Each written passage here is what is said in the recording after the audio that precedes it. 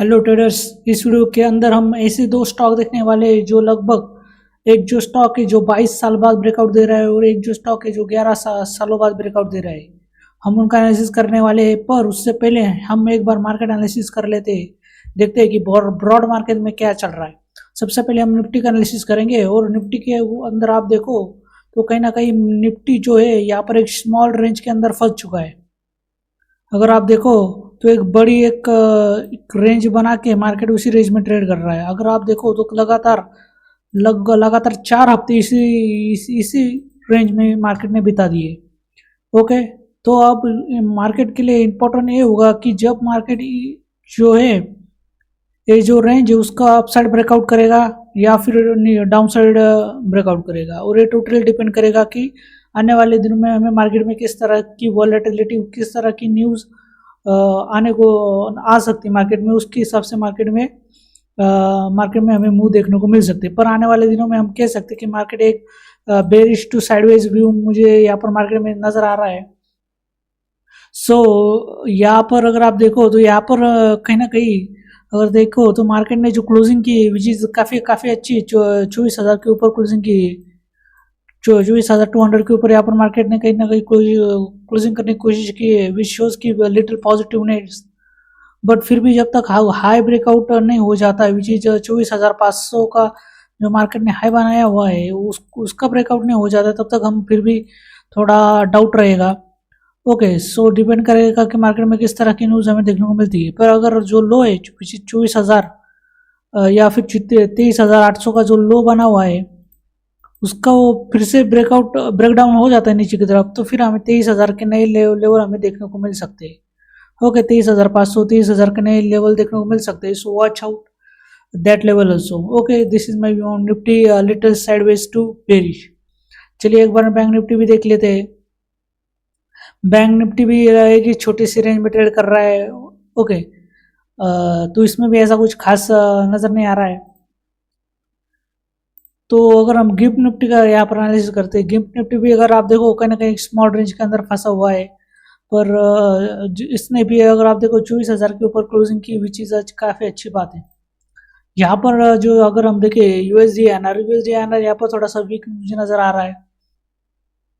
Okay, Indian rupees के अंदर यहाँ पर फॉल हुआ है डेफिनेटली। अगर एफ और भी ज़्यादा सेल करेंगे इंडियन मार्केट में तो हो सकता है इंडियन यूएसडी-एनआर और भी ज़्यादा गिरते हुए हमें नज़र आ सकता है। डॉलर देखिए तो डॉलर कहीं ना कहीं यहाँ पर 100 के ऊपर आसपास चल रहा है, which is not a good sign for Indian market, क्योंकि डॉलर अगर स्ट्रांग होगा तो एफ आई इंडियन रुपीज़ बेचेंगे और इससे होगा ये कि इंडियन मार्केट नीचे गिर जाएगा। ओके, तो यहाँ पर आई होप कि ये भी यहाँ पर कंसोलिडेट करेगा डॉलर इंडेक्स। चलिए इंडिया विक्स देख लेते हैं। इंडिया विक्स ने यहाँ पर पिछले हफ्ते एक स्पाइक लगाई थी आफ्टर यूएस ईरान वॉर, पर कहीं ना कहीं यहाँ पर फिर से मार्केट कूल ऑफ हो चुका है, विच इज़ गुड साइन कि इंडिया विक्स यहाँ पर जो है यहाँ पर कूल ऑफ हो चुका है, विच शोज कि कहीं ना कहीं यहाँ पर एक स्टेबिलिटी बनी हुई है। चलिए हम थोड़ा सेक्टर एनालिसिस कर लेते हैं। सेक्टर अगर हिसाब से आप देखो तो कहीं ना कहीं अभी भी मैंने पिछले हफ्ते में जो सेक्टर्स बताए थे, फार्मा, हेल्थ केयर और डिफेंस सेक्टर, इस हफ्ते में काफ़ी बड़ी न्यूज़ आई थी। डिफेंस सेक्टर में बहुत बड़ा कैपेक्स हो रहा है 54,000 करोड़ का, विच इज़ ह्यूज। ठीक है, तो कहीं ना कहीं डिफेंस सेक्टर में काफ़ी तेज़ी हमें देखने को मिल सकते हैं आने वाले दिनों में। हेल्थ केयर भी अभी भी अपने हायर लेवल के आसपास ऊपर बना हुआ है। डिफेंस का एक बार हम देख ले तो डिफेंस भी कहीं ना कहीं यहाँ पर अपने हायर लेवल्स को होल्ड करने की कोशिश कर रहा है, विच इज़ वेरी गुड। यहाँ पर अगर हायर लेवल का ब्रेकआउट हमें आने वाले जो लेवल है हायर लेवल विच इज़ 10,000, अगर इसका ब्रेकआउट अगर मिल जाता है तो डिफेंस सेक्टर में हमें फिर से एक बड़ा बूम देखने को मिल सकता है। सो डिफेंस सेक्टर के ऊपर आप नज़र बनाए रखिए। अगर फार्मा सेक्टर देखें तो कहीं ना कहीं वो भी अपने हायर लेवल को मेंटेन करके रखा हुआ। ओके, सो कहीं ना कहीं यहाँ पर जो है जो फार्मा सेक्टर अभी भी काफ़ी स्ट्रांग है, और जो स्टॉक हम देखने वाले वो इसी सेक्टर के। तो पहला जो स्टॉक हम देखने वाले हैं वो है इंडिया स्विफ्ट लेबोरेटरीज। अब इस स्टॉक में क्यों बोल रहा हूँ, अगर आप देखो काफ़ी इंटरेस्टिंग स्टॉक है।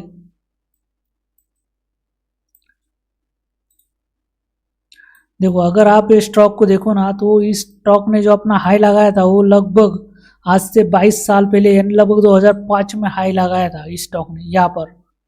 उसके लगभग आप देखो तो लगातार इसने एक बड़ा एक अगर हम देखें तो एक कप एंड हैंडल या फिर हेड एंड शोल्डर, एक बहुत बड़ा हेड एंड शोल्डर आपको एक यहाँ पर दिखाई दे रहा है। ये पैटर्न बनाते हुए यहाँ पर ब्रेकआउट दे रहा है लगभग कितने सालों बाद, 22 सालों बाद ये ब्रेकआउट दे रहा है, विच इज ह्यूज। जब जब ऐसा होता है बहुत बड़े अच्छे मूव आते हैं, बिलीव मी यहाँ से डबल भी हो सकता है। लगभग अभी चल रहा है 300 का, यहाँ से 600 के भी लेवल निकल सकते हैं, 800 के भी लेवल हमें देखने को मिल सकते हैं। ओके, तो ये बात थोड़ा दिमाग में रखा। तो लगभग 22 साल बाद ये ब्रेकआउट हो रहा है। सो एक ग्रेट अपॉर्चुनिटी, आप इसमें थोड़ा बहुत एक्यूमुलेशन आप कर सकते हो अपने कैपिटल के हिसाब से, बट रिस्क मैनेज करके आप कर करो। This is not buying sale recommendation. I am not a registered advisor. It is just a study purposes. Okay. चलिए दूसरा जो स्टॉक है जो लगभग 11 सालों के बाद यहाँ पर ब्रेकआउट दे रहा है, उसका भी एक बार स्टडी कर लेते हैं। चलिए आइए, जो स्टॉक है वो काफ़ी लार्ज कैप या मिड कैप रेंज का स्टॉक है जिसका नाम है लुपिन। अब लुपिन में हुआ है कि यहाँ पर लगभग मार्केट ने स्टॉक ने अटेम्प्ट किया था लगभग 2014, 15, 16 में। यहाँ पर एक लेवल इसने हायर लेवल यहाँ पर फॉर्म किया था। उसके बाद स्टॉक लगभग यहाँ पर कंसोलिडेट किया है और पूरा एक बॉटम एक राउंड शेप बनाते हुए यहाँ पर आया। आने के बाद यहाँ पर ब्रेकआउट शो किया, पर ये सस्टेन नहीं कर पाया ब्रेकआउट को, तुरंत ही नीचे आ गया। नीचे आने के बाद यहाँ पर एक लेवल पर इसमें काफ़ी ज़्यादा कंसोलिडेट किया है। 2000 का जो राउंड नंबर है वहाँ पर इसने अपने ब्रेकआउट लेवल के आसपास कंसोलिडेट किया और यहाँ पर एक ब्रेकआउट देते हुए यहाँ पर स्लोली अपसाइड मोमेंटम को देना शुरू कर दिए। तो कहीं ना कहीं यही अगर आप देखो तो अगर इसका अगर आप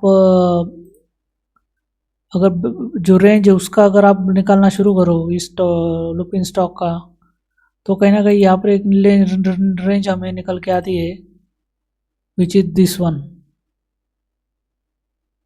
तो कहीं ना कहीं हमें आने वाले दिनों में ही 4000 का भी एक टारगेट, बड़ा टारगेट हमें देखने को मिल सकता है। 4000 के जो प्राइस है वो हमें देखने को मिल सकती है लुपिन स्टॉक में। तो इसमें भी एक मेरा एनालिसिस है, आप अपने इसको अपने वॉच लिस्ट में रखो, उसको ट्रैक करो कि किस तरह से परफॉर्म कर सकता है। This is only for study purposes. आप ठीक है, आप देखो इसके साथ क्या करना है, पर this is my view on this stock कि आने वाले दिनों में हमें 4000 के भी लेवल हमें देखने को मिल सकते हैं। चलिए अब चलते हैं थोड़ा, अब ये तो स्टॉक और सेक्टर की बात है, अब करते हैं कमोडिटीज़ की बात है। कमोडिटीज़ क्या कर रही है? ओके, कमोडिटीज़ में अगर आप देखो तो कहीं ना कहीं यहाँ पर काफ़ी, अगर मैं यहाँ पर एक व्यू शेयर करना चाहता हूँ, अगर आप देखो तो कहीं ना कहीं यहाँ पर गोल्ड का चार्ट है और गोल्ड के चार्ट पर यहाँ पर अगर आप देखो 3 महीने की जो कैंडल क्लोज है वो काफ़ी स्ट्रांग हुई है पिछले एक ग्रीन कैंडल के नीचे, विच शोज की नेगेटिव यहाँ पर थोड़ा ज़्यादा मुझे दिख रहा है इस कैंडल के ऊपर। अगर इस महीने भी इसको कंटिन्यूएशन मिलता है हमें, तो हमें एक बड़ा सेल ऑफ देखने को मिल सकता है यहाँ पर गोल्ड के अंदर। ओके, सो इस बात को थोड़ा आप नोट डाउन करो। और यहाँ पर भी देखो, अगर मंथली क्लोजिंग भी देखो तो काफ़ी स्ट्रॉन्ग क्लोजिंग है, जहाँ से ओपन हुआ वो इमीडिएटली सेल ऑफ प्रेशर हमें यहाँ पर देखने को मिल रहा है, विच शोज की कहीं ना कहीं यहाँ पर गोल्ड के अंदर हमें एक कहीं ना कहीं स्ट्रॉन्ग सेलिंग देखने को मिल रही है। तो कहीं ना कहीं अगर प्राइस ने अगर सेम कैंडल जो रेड कैंडल है उसका अगर लो कट होता है, विच इज़ अगर हम कैलकुलेट करने की कोशिश करें यहाँ पर, तो 3900 के नीचे अगर ये प्राइस निकलता है, नोट डाउन 3900 के नीचे अगर प्राइस निकलता है, यहाँ पर हमें एक बड़ा सेल ऑफ देखने को मिलेगा।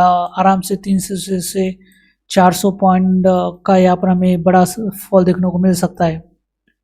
ओके, तो ये जो पॉइंट है इसको नोट डाउन कीजिए, काफ़ी इंपॉर्टेंट है। मैं एक आपको यहाँ पर एक एनालिसिस बताने वाला हूँ कि 3900 के नीचे अगर गोल्ड ट्रेड करना शुरू करता है, हमें एक बड़े टारगेट नीचे 300 से 400 पॉइंट आराम से नीचे की तरफ मिल सकते हैं। पर अगर प्राइस को यहाँ से ऊपर जाना है तो एटलीस्ट प्राइस को यहाँ पर एक यहाँ पर एक डोजी फॉर्म तो करनी पड़ेगी यहाँ पर मंथली बेसिस पे, यानी प्राइस आने वाले दिनों में या तो क्विकली एक डाउन साइड मूव हमें देखने को मिल सकता है, या फिर यहाँ पर प्राइस हमें कंसोलिडेट करते हुए नज़र आ सकता है। ओके, ये जो रेंज है गोल्ड की, तो यहाँ पर हमें प्राइस आराम से यहाँ पर 200 से लेकर 300 से 400 की जो ये रेंज बनी हुई है उसके अंदर हमें प्राइस यहाँ पर कंसोलिडेट होता नज़र आ सकता है, और फिर यहाँ से फिर एक हमें अपसाइड मोमेंटम देखने को मिल सकता है। क्योंकि अगर हम प्राइस को अगर नीचे गिरना होगा तो सडनली यहाँ पर हमें देखने को मिल सकता है। तो काफ़ी इंटरेस्टिंग पॉइंट पे इस वक्त गोल्ड है। कंसोलिडेशन मुझे ज़्यादा दिख रहा है कि रेंज में एक कंसोलिडेशन हो सकता है प्राइस का, देन एक अपसाइड या डाउन साइड एक मोमेंटम हमें देखने को मिल सकती है। सो लेट्स सी कि किस तरह से मोमेंटम हमें देखने को मिल सकती है गोल्ड के अंदर। पर यहाँ पर ऊपर की तरफ 200, ठीक है, 4200 के ऊपर हमें बाइंग के लिए जाना है, और नीचे की तरफ 3900 के नीचे आपको सेलिंग के लिए जाना है। ओके, जो 400 पॉइंट की रेंज है ये काफ़ी इंपॉर्टेंट हमारे लिए होने वाली है। तो इसको ज़रा, ये जो दो लेवल मैंने दी है 4200 और 3900 की जो IMP लेवल है उसको ऊपर नज़र बनाए रखो। चलिए अब एक बार चांदी भी देख लेते हैं। चांदी भी कहीं ना कहीं सेम आपको पैटर्न दिखाई दे रहा है। अगर आप देखो तो चांदी के अंदर भी एक हमें स्ट्रॉन्ग रेड कैंडल दिखाई दे रही है मंथली 3 महीने के चार्ट के ऊपर। अगर हम मंथली बेसिस पे स्टडी करें तो जो मंथली बेसिस के ऊपर भी हमें एक स्ट्रॉन्ग सेल ऑफ कैंडल दिख रही है। तब इसमें क्या हो सकता है, तो इसमें जो रेड कैंडल है, अगर आप देखो तो रेड कैंडल का जो लो बना है विच इज़ $55, जो $55 का जो लेवल है इसके नीचे अगर निकलता है सिल्वर तो हमें एक सेल ऑफ देखने को मिलेगा। पर अगर ऊपर की तरह आप देखो तो ऊपर की जो लेवल है तो कहीं ना कहीं अगर 60 के ऊपर अगर निकलता है 60 या फिर यहाँ पर 67 या 68 के ऊपर अगर निकलता है यहाँ पर प्राइस, तो फिर हमें यहाँ बाय देखने को मिल सकता है। सो जो है अगर आप सिल्वर भी अगर देखो तो सिल्वर में सेम हो रहा है। सिल्वर में भी प्राइस ने एक रेंज बना दी है, और रेंज के अंदर प्राइस ट्रेड कर रहा है, और रेंज के जिस भी डायरेक्शन में प्राइस बढ़ेगा हमें उस डायरेक्शन में बाइंग या फिर सेलिंग के लिए ट्रेड लेना है। ओके, तो सिल्वर भी अभी मुझे एक कहीं ना कहीं एक साइडवेज मार्केट नज़र आ रहा है। तो जब तक इन रेंजेस जो यहाँ पर वीकली एक डोजी कैंडल बनी इसका ब्रेकआउट या ब्रेकडाउन नहीं मिल जाता तब तक हम कोई बाइंग सेलिंग नहीं करेंगे। यहाँ पर हमें एक साइडवेज मार्केट देखने को मिल सकता है। सो सिल्वर को भी आप यहाँ पर अवॉइड कर सकते हो। चलिए अब क्रूड ऑयल भी देख लेते हैं, क्रूड ऑयल में क्या इंटरेस्टिंग चल रहा है। अगर क्रूड ऑयल देखें तो इस वक्त अगर आप देखें तो पिछले हफ्ते में जैसे US ईरान का जो वॉर है वो शुरू हुआ है, और एक बड़ा स्पाइक यहाँ पर क्रूड ऑयल ने लगाया। जैसे कि मैंने पिछली वीडियो में भी कहा था कि अगर एक वॉर फिर से शुरू होती है तो फिर से एक स्पाइक लगा सकता है क्रूड ऑयल, और एक बार फिर से यहाँ पर क्रूड ऑयल ने स्पाइक लगाया है। पर अगर क्रूड ऑयल फिर से जाके फिर से $80 की जो रेंज है, 80 और $120 की जो एक बड़ी रेंज है यहाँ पर बन चुकी है मार्केट में, उसके अंदर फिर से ट्रेड करने लगता है तो फिर से हमें एक अपसाइड यहाँ पर एक जो है साइडवेज ट्रेंड देखने को मिल सकता है, या फिर एक हमें अपसाइड ट्रेंड देखने को मिल सकता है क्रूड ऑयल के अंदर। सो वॉच आउट केयरफुली। ओके, जब तक यहाँ पर लोअर जो लेवल है लाइक $70 के लेवल जब तक नहीं निकलते तब तक क्रूड ऑयल के अंदर हमें कोई सेलिंग नहीं करनी है। $70 के नीचे हमें फिर नए सेलिंग लेवल देखने को मिलेंगे। जब तक क्रूड ऑयल इसके ऊपर टिका हुआ है तब तक सिर्फ बाइंग के बारे में सोचना है। ओके, $80 के ऊपर एक स्ट्रॉन्ग बाइंग हमें देखने को मिल सकती है। सो देखते हैं, डिपेंड करेगा, टोटली डिपेंड करेगा कि मिडिल ईस्ट की क्या सिचुएशन रहती है। अगर टेंशन्स बढ़ेगी, जो US और ईरान के बीच में टेंशन बढ़ेगी तो क्रूड ऑयल के दाम भी भागेंगे ऊपर की तरफ, नो डाउट अबाउट दैट। चलिए अब हम सबसे आखिर में चलते हैं हमारे बिटकॉइन बाबा की तरफ, देखते हैं बिटकॉइन बाबा क्या कर रहा है। अगर यहाँ पर देखो तो बिटकॉइन बाबा काफ़ी इंटरेस्टिंग लेवल पे हम यहाँ पर खड़े हैं।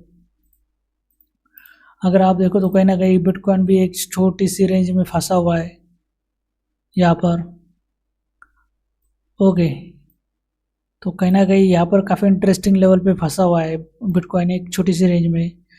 जो अगर ट्रैक करने की कोशिश करें तो ऊपर की तरफ हमें दिख रहा है 67,000 के लेवल, और नीचे की तरफ हमें देखने को मिल रहे 58, 57, 56,000 के लेवल्स के बीच में हमें यहाँ बिटकॉइन चलता हुआ ट्रेड करता हुआ नज़र आ रहा है।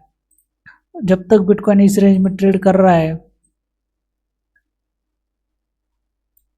तब तक बिटकॉइन एक तरह के साइडवेज रेंज में यहाँ पर ट्रेड कर रहा है, हम कह सकते हैं। अगर हम थोड़ा हायर लेवल पे अगर स्टडी करें तो यहाँ पर एक हमें अगर मंथली बेसिस पे स्टडी करें तो यहाँ पर अगर हम देखें पिछले महीने यानी जून के महीने में काफ़ी अच्छी स्ट्रॉन्ग कोलिजन हमें देखने को मिली है। तो कहीं ना कहीं यहाँ पर हमें एक रिट्रेसमेंट देखने को मिल सकता है up to the 50-60% of this level, और वहाँ से फिर से हमें एक सेल ऑफ देखने को मिल सकता है अप टू 50,000 के लेवल के आसपास। यहाँ पर एक मेजर सपोर्ट हमें देखने को मिल सकता है। पर अभी तक अगर देखें, पर अगर यह प्राइस सस्टेन कर ले इस रेंज के अंदर प्राइस अगर सस्टेन हो जाता है, होल्ड करता है, तो फिर हमें अगले महीने फिर एक स्ट्रॉन्ग अपसाइड मोमेंटम देखने को मिल सकता है। क्योंकि अगर यहाँ पर बड़े सेलर्स अगर बैठे हुए इस लेवल के आसपास, हो सकता है बिटकॉइन उनको टारगेट करने के लिए ऊपर की तरफ एक अपसाइड मोमेंटम देखने को मिल सकता है। पर उसके लिए प्राइस को कंसोलिडेशन करना पड़ेगा ऑन लोअर साइड 1 से 2 महीने का, क्योंकि सेलिंग काफ़ी स्ट्रांग हमें देखने को मिल रही है। अगर ऐसी सेलिंग अगर हो रही है मार्केट में तो उसको कंटिन्यूशन आना तो हो सकता है दिस इज़ अ रिट्रेसमेंट, और फिर हमें यहाँ पर फिर से एक बड़ा सेल ऑफ देखने को मिलेगा। पर अगर प्राइस को फिर से यहाँ से एक अपसाइड मोमेंटम शो अप करना है तो प्राइस को तो यहाँ पर इस लेवल के आसपास थोड़ा कंसोलिडेट करना पड़ेगा लाइक दिस। यहाँ पर हमें देखने को मिला था, अगर आप देखो तो यहाँ पर आपको 1, 2, 3, 4, 5, 6, 7, 8 महीने को कंसोलिडेशन देखने को मिला। देन फिर से प्राइस ने ऊपर हायर लेवल के ऊपर नए लेवल बनाने शुरू किए। तो कहीं ना कहीं प्राइस को अगर वो यहाँ से ऊपर जाना है तो बहुत बड़ा कंसोलिडेशन यहाँ पर बिल्डअप करना पड़ेगा। ओके, अगर 3 महीने के ऊपर भी अगर हम थोड़ा एनालिसिस करते हैं तो कहीं ना कहीं 3 महीने के लेवल पर भी हमें यहाँ पर प्राइस नेगेटिव नज़र आ रहा है, विच इज़